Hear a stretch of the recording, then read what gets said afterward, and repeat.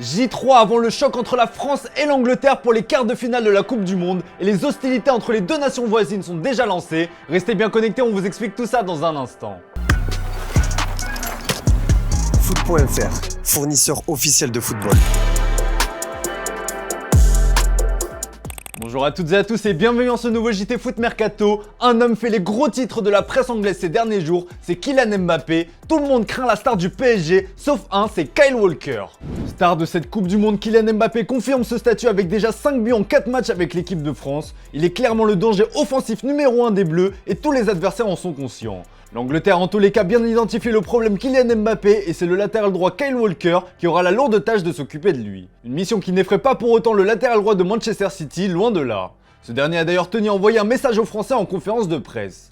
Les matchs que j'ai joués contre lui vont m'aider, c'est certain, c'est un joueur fantastique, la tâche ne va pas être facile, c'est l'un des meilleurs si ce n'est le meilleur. Je sais ce que j'ai à faire pour l'arrêter, je ne me sous-estime pas. Je l'ai déjà joué, j'ai affronté de nombreux autres grands joueurs aussi. Nous respectons le fait que c'est un bon joueur en bonne forme, mais je ne vais pas lui dérouler un tapis rouge et lui dire d'aller marquer. Il ne va pas m'empêcher de gagner une Coupe du Monde pour mon pays, a-t-il prévenu.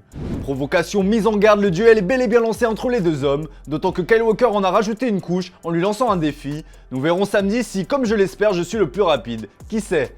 Eh bien réponse samedi.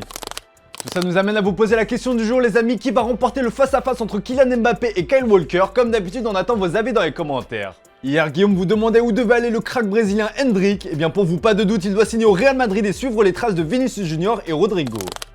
Allez on passe au focus du jour les amis, on va parler du PSG qui veut s'offrir toutes les pépites du mondial 2022. Encore une fois la Coupe du Monde a permis à certains jeunes de se révéler ou de confirmer leur potentiel aux yeux du monde entier, ce qui donne déjà quelques idées au PSG pour son mercato hivernal, et il y en a un qui fait fureur au Qatar, c'est l'anglais Jude Bellingham. La planète foot s'arrache le crack du Borussia Dortmund, le Real Madrid, Liverpool, les deux Manchester, tous veulent s'offrir les services du joueur de 19 ans. Le PSG est aussi intéressé comme l'a confirmé le président Nasser Al-Khelaifi. C'est un joueur fantastique, quel joueur! L'Angleterre a de la chance de l'avoir pour être honnête. C'est un des meilleurs joueurs de la compétition, c'est incroyable, c'est sa première Coupe du Monde. Il est calme et relâché, il a confiance en lui. Tout le monde le veut, je ne vais pas le cacher, a-t-il expliqué au micro de Sky Sports. Deux Portugais sont aussi dans le viseur. Les deux pistes ne sont pas vraiment nouvelles, mais cette Coupe du Monde a renforcé l'intérêt du club parisien. Il s'agit de João Félix et Gonzalo Ramos. Le premier cité a déjà demandé son départ de l'Atlético de Madrid. Le PSG veut profiter de ses bonnes relations avec son agent Jorge Mendes pour conclure l'affaire. Mais les colchoneros sont gourmands et ont fixé son prix à pas moins de 130 millions d'euros. D'après le journal espagnol Marca, Aston Villa serait aussi dans le coup.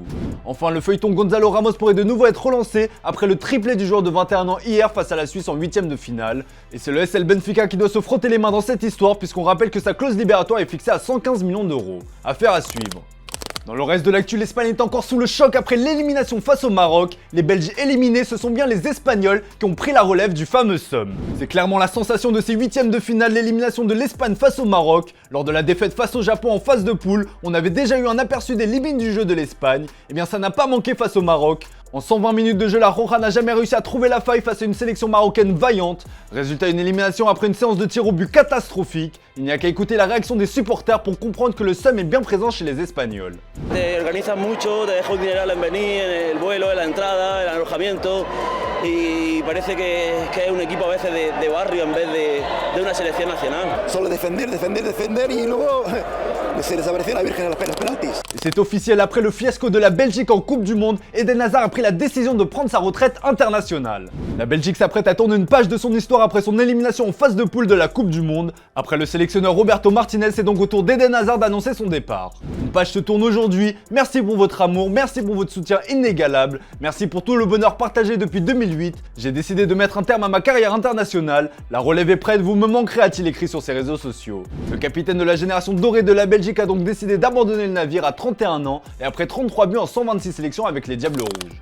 Allez, comme d'hab les amis, on se quitte avec l'image du jour. Hier, le Maroc a décroché une qualification historique face à l'Espagne en 8ème de finale. Un exploit que les supporters marocains ont bien célébré dans la capitale. Je vous laisse voir ces scènes de liesse. Quant à moi, je vous souhaite une excellente soirée. On se retrouve dès demain pour un nouveau JT Foot Mercato.